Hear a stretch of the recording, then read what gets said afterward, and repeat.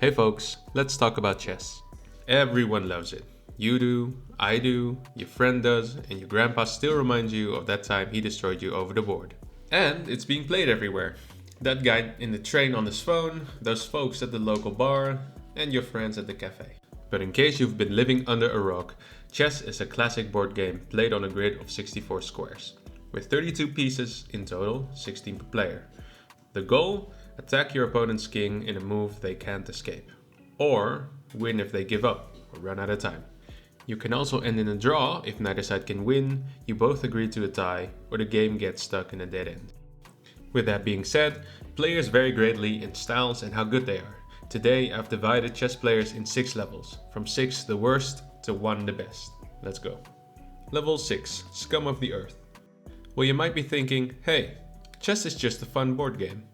What could you do to be labeled Scum of the Earth? To you, dear viewer, I say this. Open up the first somewhat popular chess stream on any platform that includes a chat, preferably of 2 highly skilled chess players playing. Now, you won't even have to wait too long until they show up. Just keep the chat open, and before you know it, there they are, backseaters. Yes, loudmouth, know-it-all, backseater. Oh, why didn't you play this move? This move was clearly better. Actually, knight back to g1, black plays f5, and then queen d7, followed by king f8 by black. They're everywhere online, but they exist in real life too. If you've ever played a game and had a backseater backseating you, or if you've watched 2 masters battle it out online, only to have some random guy type out the top engine lines in chat, claiming the masters simply don't know what they're doing. Now you understand why they are labeled the scum of the earth. Moving on, level 5, cheaters. Arguably worse than backseaters in some aspects, but in my opinion far less annoying. How do they cheat at chess, you may ask? Well, dear viewer, they use chess engines. Engines like Stockfish are far better at chess than even the best players in the world. You play a move and they check the engine for the best move in this position, and then play it. Essentially, you'll be playing against the engine, meaning you'll lose every time. Luckily, most online chess platforms have good ways to detect cheaters.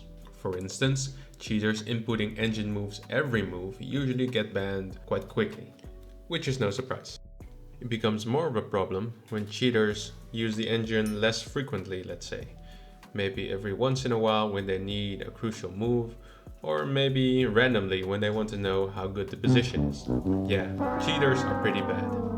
I would also like to add people who always accuse other people of cheating when they lose to this list. Yeah, you know who I'm talking of.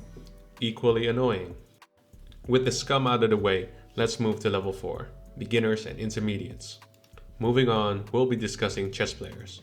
While most chess players are very wholesome, there will always be some bad apples. We won't mention those going forward. At level 4 we have beginners and intermediates. Starting with beginners, chess fans who've just learned the game. Or they learned the game a long time ago and are just getting back into it. They're blundering left and right, but having a blast while doing so. Learning and developing quickly until they become intermediates. These players are a bit more proficient at the game. Still a bit volatile, but already much better than beginners. Most players and viewers watching will be in either one of these categories, and that's perfectly fine. Play and learn at your own pace until you reach level 3, experts. At a certain point, when an intermediate player climbs the ranks, dabbles in chess theory, learns endgames, is sharp in tactics and is able to manage their time well, they will eventually reach expert level. This is the top 1% amongst chess players. Think of chess hustlers in your local park, or some of the best players in your local club. Or think of your grandpa when he blew you off the board when you were little. Yeah, that's how it feels like to play an expert when you're a beginner. These players are seriously skilled at the game, yet there's still a long way for them to go if they wish to become level 2, masters. What can I say? It's in the word itself. Masters are true masters of the game, scholars of chess theory and creative monsters.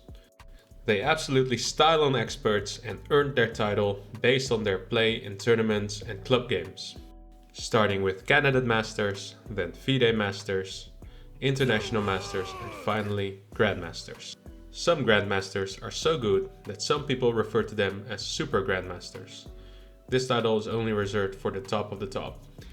Yes, when you're a master, you're at the pinnacle of human chess. I believe most masters were taught chess even before they learned how to walk. It's no wonder they've become this good at the game. Who could possibly be better? Level 1. GOATs. The absolute talents of their times. Generational talents. Think of Messi, but then in chess. Tiger Woods, but then a chess player. You get the picture. Well, there are many legends I could discuss. I'll mention a few. Garry Kasparov. He reigned as the world champion for 15 years. And during this time, he got beat by an engine called Deep Blue. Many say it's from this point onwards that engines were officially better than humans at chess. Yeah, this guy is widely regarded as the greatest of all time. You know, Bobby Fischer.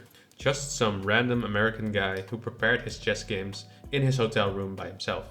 Oh, he also single-handedly dominated the Soviet chess machine during the Cold War. This is when the Soviets were so eager to show how smart they were, they invested in chess schools, pumping out chess monsters left and right. Yeah, until some random American guy with questionable opinions came and smashed them all. Next on the list, Magnus Carlsen, the modern GOAT. Generally regarded as the best endgame player to have ever lived. Maybe even the best player overall. And finally, my personal favorite, Paul Morphy. This guy lived from 1837 to 1880, when chess was still romantic and chess theory was still limited. He is widely considered the first world champion, but I think he's the GOAT because of what he did. Get this. This guy is an American prodigy, and at age 21 he travels from America to Europe to challenge Europe's best chess players. During this trip, he smashes all the best chess players in Europe, producing many masterpieces, including the most studied and well-known game, the Opera game, against Anderssen. Then, he travels back to America and retires, stating, and I quote, "The ability to play chess well is a sign of wasted life," and he goes on to become a lawyer. Holy shit, this guy just smashed all of Europe, retired, and called them no-lives for playing a board game. Absolute legend. And what kind of lawyer was he, I hear you ask? Well, he defended slave owners. Hell no. So yeah, there you have it, 6 levels of chess players. Thank you for watching. If you enjoyed, please consider liking the video. Also, comment below what you want to see next and subscribe for more. Later.